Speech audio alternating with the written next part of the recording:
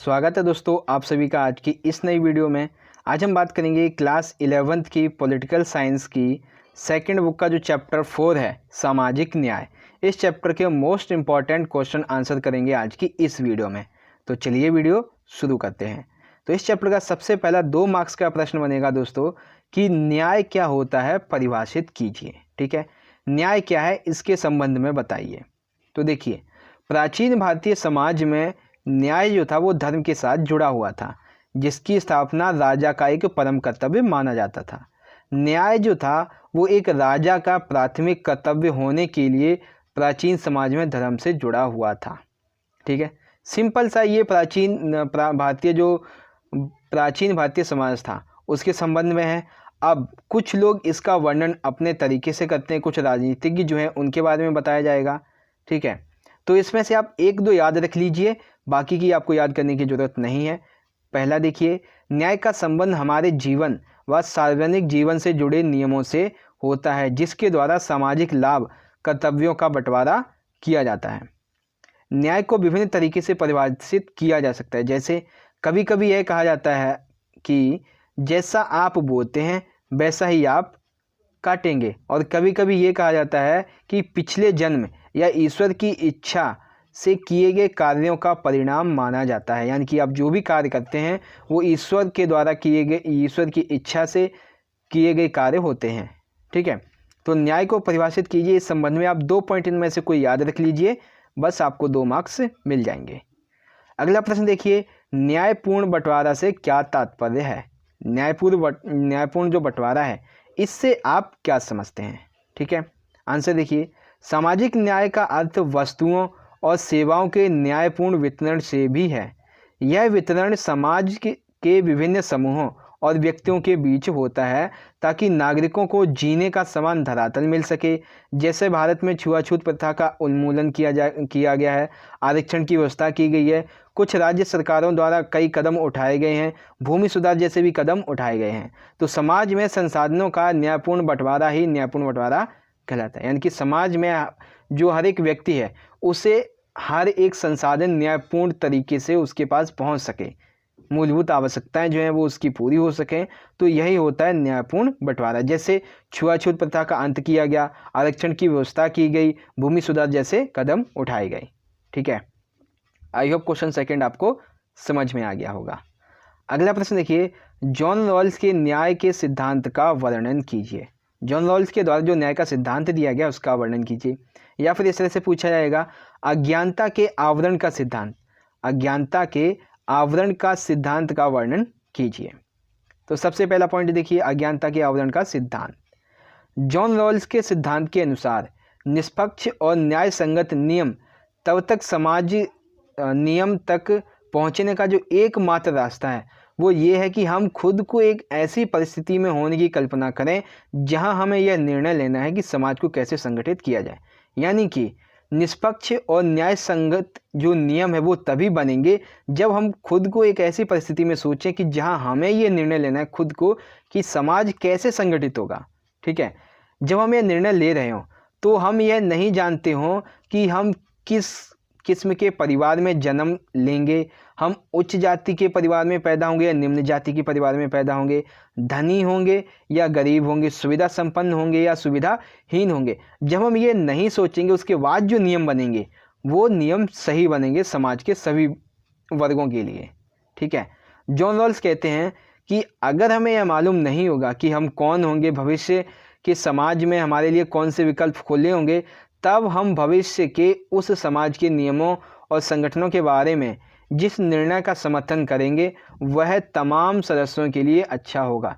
यानी कि जब हमें ये ना पता हो कि हम कौन होंगे, भविष्य में हमारे लिए समाज में क्या क्या विकल्प खुले होंगे, भविष्य के उस समाज के नियमों को और संगठनों के बारे में जिस निर्णय का समर्थन करेंगे उसके बाद वो निर्णय जो होंगे वो तमाम सदस्यों के लिए अच्छे होंगे।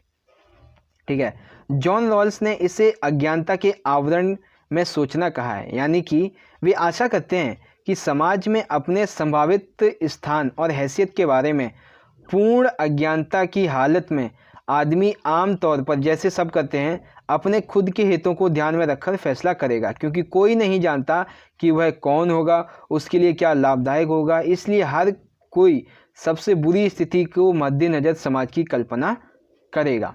यानी कि सिंपल सी बात है, अगर जो एक निष्पक्ष और न्याय संगत हमें समाज की यदि कल्पना मतलब निर्माण करना है, तो हमें जब हम न्याय के नियम बना रहे हो, समाज के लिए नियम बना रहे हो, तो हमें एक ऐसी परिस्थिति में अपन रख कर ये नियम बनाने हैं जहाँ पे हम एकदम बिल्कुल शून्य हो, यानी कि हम कौन होंगे, भविष्य में हमारे लिए क्या विकल्प खुले होंगे, ठीक है, तभी जाके न्याय के लिए जो सही नियम है वो बनेंगे। तो जॉन रॉल्स ने इसे अज्ञानता के आवरण का सिद्धांत कहा है।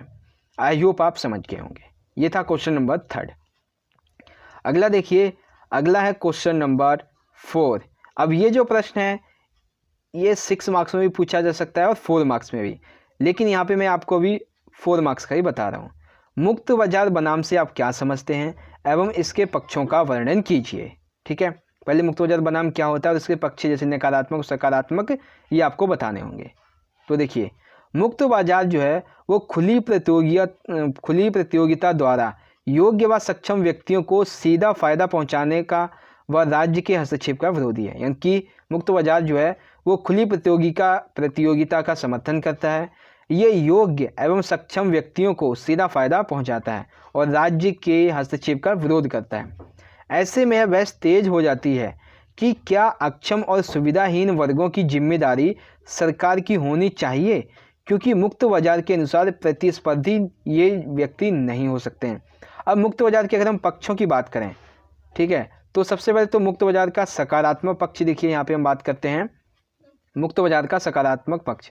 बाजार किसी भी व्यक्ति की जाति, धर्म या लिंग की परवाह नहीं करता है, फिर चाहे या मर्द हो या औरत हो, कोई यानी कि महिला हो या पुरुष हो।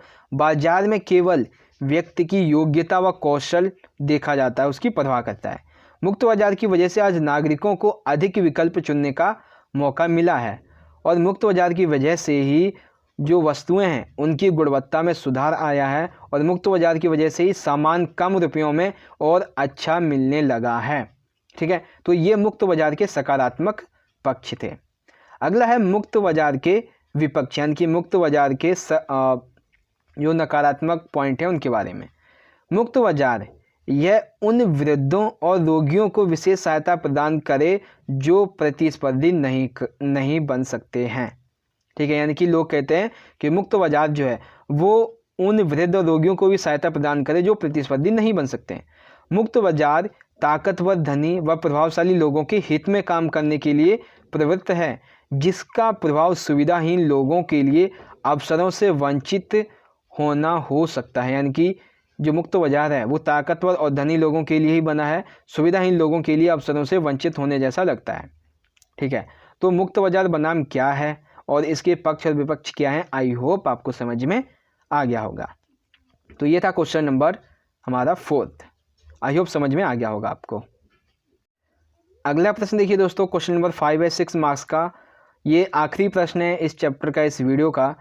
न्याय के 3 सिद्धांतों की संक्षेप में चर्चा कीजिए और प्रत्येक को उदाहरण सहित समझाइए।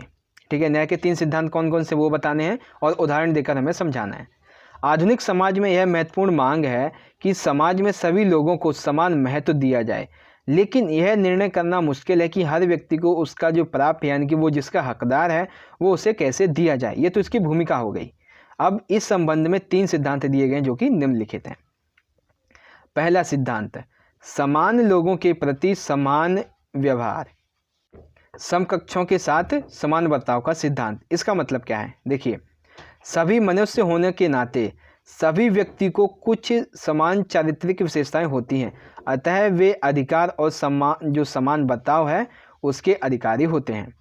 ठीक है, व्यक्तियों के लिए आवश्यक अधिकार, यानी जो व्यक्ति हैं उनके लिए आवश्यक अधिकार क्या हो सकते हैं, जीवन जीने का अधिकार, स्वतंत्रता का अधिकार, संपत्ति का अधिकार, सामाजिक अधिकार, मताधिकार, ये सभी जो राजनीतिक अधिकार ऐसे होते हैं ये भी सभी शामिल होते हैं व्यक्तियों के लिए जो आवश्यक अधिकार होते हैं। ठीक है, लोगों के साथ वर्ग, जाति, नस्ल, लिंग के आधार पर भेदभाव नहीं किया जाना चाहिए। उन्हें उनके काम और कार्यकलापों के आधार पर जांचा जाना चाहिए, ना कि इस आधार पर भी कि वे किस समुदाय के सदस्य हैं। यदि स्कूल में जो पुरुष शिक्षक है इसको महिला शिक्षक से अधिक वेतन दिया जाता है तो यह अनुचित होगा, क्योंकि काम दोनों का एक ही है। बस आप अगर स्त्री और पुरुष लिंग के आधार पर भेदभाव करते हैं तो फिर हम न्याय को तो स्थापित कर ही नहीं पाएंगे। ठीक है, तो ये अनुचित होगा। तो ये था हमारा पहला पॉइंट कि समान लोगों के प्रति समान व्यवहार किया जाना चाहिए। ठीक है, फिर देखिए दूसरा पॉइंट है समानुपातिक न्याय। दूसरा पॉइंट है समानुपातिक न्याय।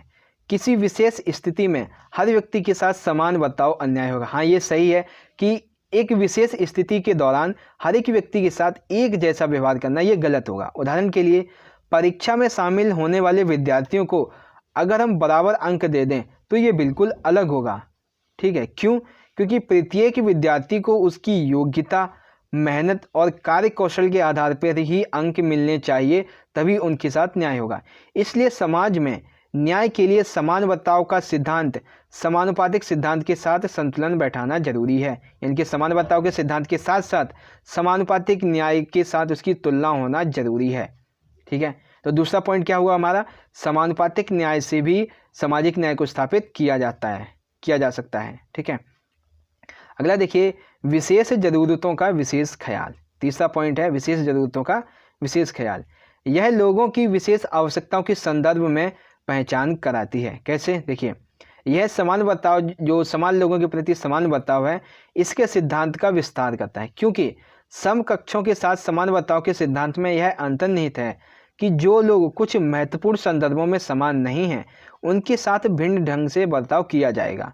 यानी कि कुछ लोग जो एक चारित्रिक विशेषताओं के होते हुए वो अलग हैं उनसे, तो उनके साथ विभिन्न अलग तरीके से बर्ताव किया जाएगा। जैसे विकलांगता वाले जो लोग हैं उनको कुछ खास मामलों में असमान तथा विशेष सहायता के योग्य समझा जा सकता है। ठीक है, वहीं संविधान में जो अनुसूचित जातियां हैं और अनुसूचित जनजातियां हैं, ऐसे लोगों के लिए सरकारी नौकरी में तथा शैक्षणिक संस्थानों में भी दाखिले के लिए आरक्षण का प्रावधान किया गया है इसी सिद्धांत के अंतर्गत। कौन से सिद्धांत के अंतर्गत? विशेष जरूरतों का विशेष ख्याल, इसके अंतर्गत। ठीक है, तो यहाँ पे हमारा यह क्वेश्चन खत्म होता है और इस चैप्टर के जो मोस्ट इंपॉर्टेंट क्वेश्चन आंसर थे वो भी यहाँ पे खत्म होते हैं। एंड मैं आशा करता हूँ दोस्तों कि आज की ये वीडियो आपको पसंद आई होगी। वीडियो अच्छी लगी हो तो लाइक करना, इस वीडियो को ज़्यादा से ज़्यादा अपने सभी दोस्तों के साथ जरूर शेयर कर दीजिएगा। हम मिलेंगे अगली वीडियो में अगले चैप्टर के इंपॉर्टेंट MCQ क्वेश्चन आंसर की वीडियो के साथ। तब तक के लिए आप पढ़ते रहिए, अपना ख्याल रखिए। धन्यवाद। जय हिंद, वंदे मातरम।